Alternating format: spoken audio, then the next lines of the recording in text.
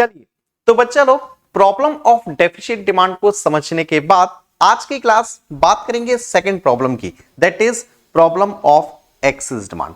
और यार आप सभी लोगों से कहूंगा, अगर आप लोग डेफिशिएंट डिमांड अच्छे से समझ गए ना, तो एक्सेस डिमांड में आप ज्यादा मेहनत नहीं करनी पड़ेगी। देखो ध्यान से समझो, टॉपिक क्या है? एक्सेस डिमांड, यानी कि डिमांड का ज्यादा होना। डिमांड किससे ज्यादा होती है भैया? सप्लाई से। So aggregate demand is greater than aggregate supply है इस टाइम पे।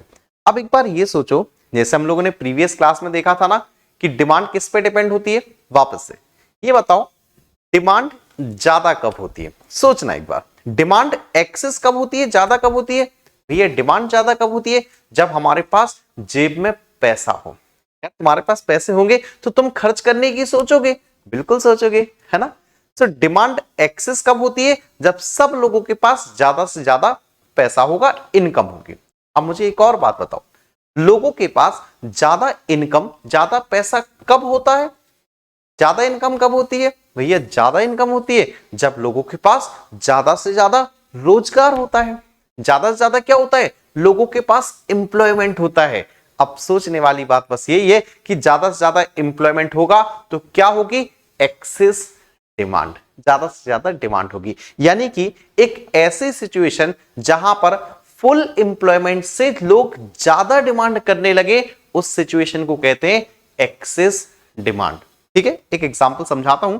मान के चलो डिमांड फुल एम्प्लॉयमेंट के केस में, ठीक है, फुल एम्प्लॉयमेंट के केस में मान के चलो डिमांड जो है, एग्रीगेट डिमांड जो है वो मान के चलो 1 करोड़ रुपए है। ठीक, 1 करोड़ रुपए किसमें? फुल एम्प्लॉयमेंट के केस में एग्रीगेट डिमांड 1 करोड़ है। लेकिन जब हम बात करते हैं ना एक्सेस डिमांड की, एक्सेस का मतलब डिमांड का ज्यादा होना। तो अगर डिमांड लोग कर रहे हैं 1.2 crore, 1.2 crore that is excess demand. और एक्सेस डिमांड भी कितनी है? 20 लाख रुपीस। ये बात समझ रहे हो? फुल एम्प्लॉयमेंट के केस में एग्रीगेट डिमांड कितनी ऊंची थी? 1 करोड़। लेकिन एग्रीगेट डिमांड है कितनी? एग्रीगेट डिमांड है 1.2 करोड़, यानी जो 20 लाख की एक्स्ट्रा डिमांड है दैट इज एक्सेस डिमांड। ठीक है, पहले इन बातों को रीड आउट करो, उसके बाद डायग्राम से समझाता हूं आपको। ठीक है, देखो सबसे पहले एक्सेस डिमांड क्या है?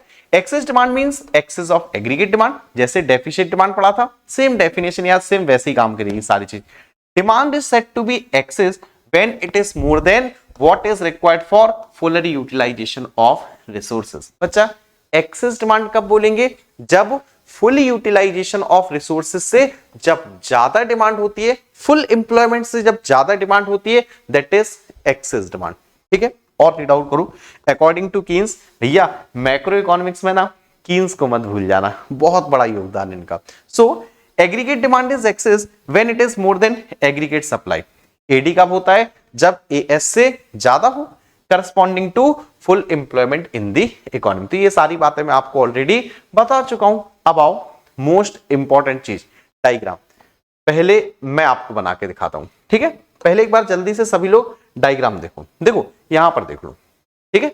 डायग्राम देखो, क्योंकि मोस्ट इंपॉर्टेंट चीज अगर कुछ है इसमें तो वो है इसका डायग्राम। चलो सो बच्चा लोग, ये है हमारे पास वाई एक्सिस, ये है हमारे पास एक्स एक्सिस, ये हमारे पास ओरिजिन।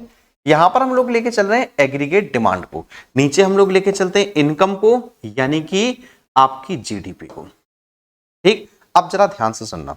अच्छा, इसके साथ साथ एक दो चीजें और बना देते हैं। जैसे भैया इनकम कैसे बनती है? 45 डिग्री। वाई यानी कि ए एस कैसे बनता है? 45 डिग्री। ठीक, दूसरी चीज एक और मैं यहां पर आपको बना देता हूं, AD in case of full employment. ये है aggregate demand in case of full employment. ठीक है, ये हमारा ई फॉर इक्विलिब्रियम बनना चाहिए। ठीक, अब मेरी बात सुनो, ये बताओ क्या है एक्सेस डिमांड? जब डेफिशिएंट डिमांड था तो फुल एम्प्लॉयमेंट से नीचे बन रहा था, डेफिशिएंट कम नीचे। एक्सेस डिमांड है तो डेफिशिएंट डिमांड से कहां बनेगा? ऊपर। बस यही तो ध्यान रखना है, डेफिशिएंट डिमांड से कहां बनेगा बच्चा? ऊपर। तो ये बनेगी इस बार यहां पर, ये है एडीपी। और ये जो बीच का गैप है ना, देखो आपको बना के दिखाता हूं, ठीक है, नया इक्विलिब्रियम और ओरिजिनल इक्विलिब्रियम आपका ये होगा इवन। ये जो बीच का गैप है इसी को हम बोलते हैं डेफिशिएंट डिमांड, सॉरी इसी को हम बोलते हैं एक्सेस डिमांड। डेफिशिएंट तो बच्चा चला गया है ना, इसी को बोलते हैं एक्सेस डिमांड। अभी बात समझे या नहीं समझे? इसका भाई स्क्रीनशॉट ले लो, चाहिए तो इसे नोट भी कर लो, ठीक है। चलो एक काम करता हूं बच्चा, इसी में जरा जीडीपी भी समझा देता हूं, है ना। इसी में हम लोग जरा जीडीपी भी समझ लें। देखो ध्यान से देखिएगा, देखो जीडीपी अभी हमारे पास ये है, ये कितनी है 1.2 करोड़, जैसा एग्जाम्पल बताया था। होनी चाहिए थी जीडीपी ये, अगर फुल एम्प्लॉयमेंट होता तो जीडीपी कितनी होनी चाहिए थी, ये कितनी 1 करोड़, ठीक। 1 करोड़ होती फुल एम्प्लॉयमेंट में, है 1.2 करोड़, तो ये जो बीच का गैप है ना यही है आपका एक्सेस डिमांड, ये इसी को हम बोलते हैं एक्सेस एग्रीगेट्स डिमांड, ठीक है। तो ये है आपका फुली कॉन्सेप्ट, ठीक। अब छोटी छोटी बातें हैं, जैसे डेफिसिट डिमांड में पढ़ा था उसके कॉजेस एक काम करो जस्ट अपोजिट कर दो, ठीक है। मैं आपको दिखाता हूं, ये देखो। अच्छा पहले बुक का डायग्राम भी देख लो एक बार, बुक का डायग्राम देख लो एक बार जरा सभी लोग पहले तो, ठीक है।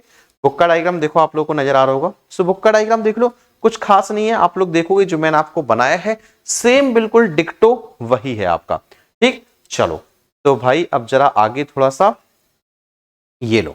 सो अभी कॉजेस पर आओ, देखो कॉजेस ऑफ एक्सेस एग्रीगेट, जैसे वहां मैंने आपको कॉजेस बताए थे ना, 2 सेक्टर में अलग बताए थे, 4 सेक्टर में आपको अलग बताए थे, वैसे ही आपके यहां पर है, ठीक है। 2 सेक्टर में कौन कौन बताया था, C for consumption expenditure, I for investment expenditure. 4 sector में कौन बताया था, कंजम्पशन, इन्वेस्टमेंट, गवर्नमेंट और एक्सटर्नल सेक्टर यानी कि रेस्ट ऑफ द वर्ल्ड। वही सारे पॉइंट्स आपको यहां पर देखने को मिलेंगे। देखो आओ, सबसे पहला है प्राइवेट कंजम्पशन एक्सपेंडिचर बढ़ा दो भैया, प्राइवेट कंजम्पशन एक्सपेंडिचर बढ़ेगा, कंजम्पशन एक्सपेंडिचर बढ़ेगा तो डिमांड बढ़ेगी, डिमांड बढ़ेगी तो प्रोडक्शन बढ़ेगा, और प्रोडक्शन के बढ़ने से ज्यादा लोगों को रोजगार मिलेगा, ज्यादा से ज्यादा लोगों को इनकम मिलेगी, यानी कि एक्सेस डिमांड की सिचुएशन आ जाएगी। तो इसी टाइप से आपको हर एक पॉइंट को एक्सप्लेन करना है, ठीक है। सेकंड आओ इंक्रीज इन इन्वेस्टमेंट एक्सपेंडिचर। अब ये बताओ इन्वेस्टमेंट बढ़ा दे, प्रोड्यूसर क्या करे, ज्यादा से ज्यादा मशीन्स लगाए, ज्यादा से ज्यादा मशीन लगाएगा तो ज्यादा से ज्यादा लोगों को रोजगार देगा, जिससे ज्यादा से ज्यादा इनकम आएगी और एक्सेस डिमांड की सिचुएशन आ जाएगी, ठीक है। आपको बस यही देखना है कि लोग के पास ज्यादा से ज्यादा पैसा कब आएगा, ताकि लोग ज्यादा डिमांड करेंगे तो एक्सेस डिमांड होगा, ठीक है। नेक्स्ट आ जाओ, अब ओपन इकोनॉमी में देख लो चारों, इंक्रीज इन गवर्नमेंट एक्सपेंडिचर। अब भैया सरकार अपना खर्चा बढ़ा दे, सरकार ज्यादा से ज्यादा रोड बनवाए, ज्यादा से ज्यादा डैम बनवाए, ज्यादा से ज्यादा बिल्डिंग बनवाए, क्या होगा, लोगों को ज्यादा से ज्यादा काम मिलेगा, रोजगार मिलेगा, जिससे लोग डिमांड बढ़ा देंगे।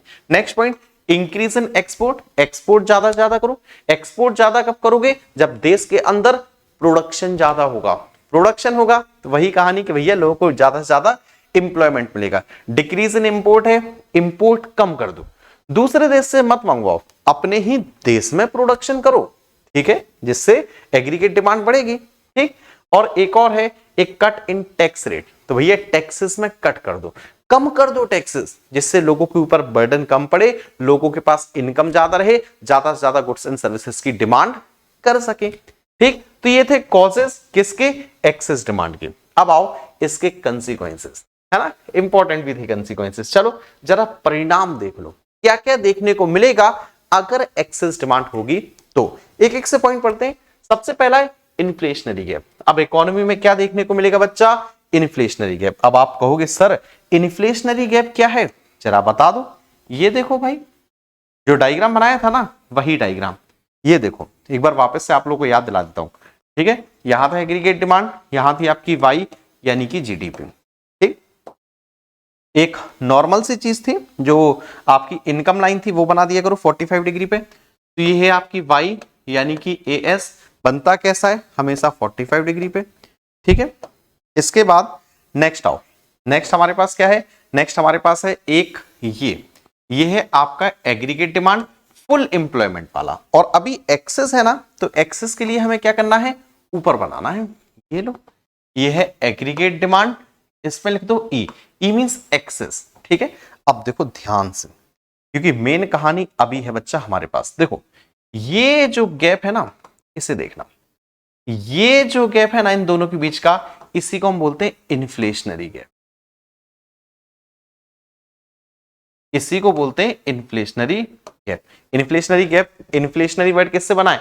इन्फ्लेशन से, महंगाई से। बच्चा जब सभी के पास रोजगार होगा, सभी के पास इनकम होगा, जब ज्यादा से ज्यादा डिमांड होगी, क्या होगा?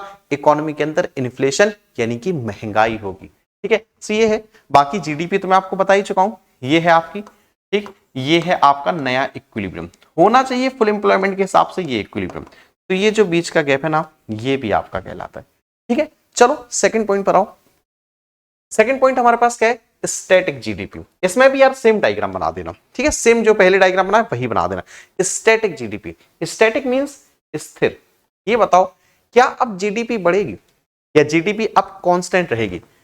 अब देखो यार, जितने लोगों के काम की जरूरत थी, जितने लोगों के काम की जरूरत थी, वो सब लोग काम कर रहे हैं। काम तो मौजूद है इकोनॉमी में, लेकिन सभी लोग काम कर रहे हैं। तो अब वहां से जो रियल जीडीपी है वो इंक्रीज नहीं होगी। सिर्फ होगा क्या? सिर्फ होगा क्या? नॉमिनल जीडीपी बढ़ेगी।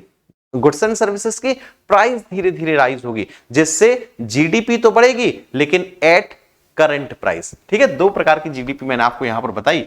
एक बताई रियल जीडीपी, नेशनल इनकम याद है ना, कांस्टेंट प्राइसेस पर, तो ये तो रहेगी कांस्टेंट। ठीक, बढ़ेगी अगर कुछ तो कौन सी है? Nominal GDP. ठीक है, सो ये ध्यान रखना। ठीक, सो वैसे आपकी जीडीपी जो है, अगर बेस ईयर के प्राइस से देखें, प्रीवियस ईयर के प्राइस से देखें, तो कांस्टेंट रहेगी। कहने का मतलब यह है कि गुड्स एंड सर्विसेज का प्रोडक्शन जो है ना, गुड्स एंड सर्विसेज का प्रोडक्शन वो इससे ज्यादा नहीं बढ़ेगा, वो कांस्टेंट रहेगा।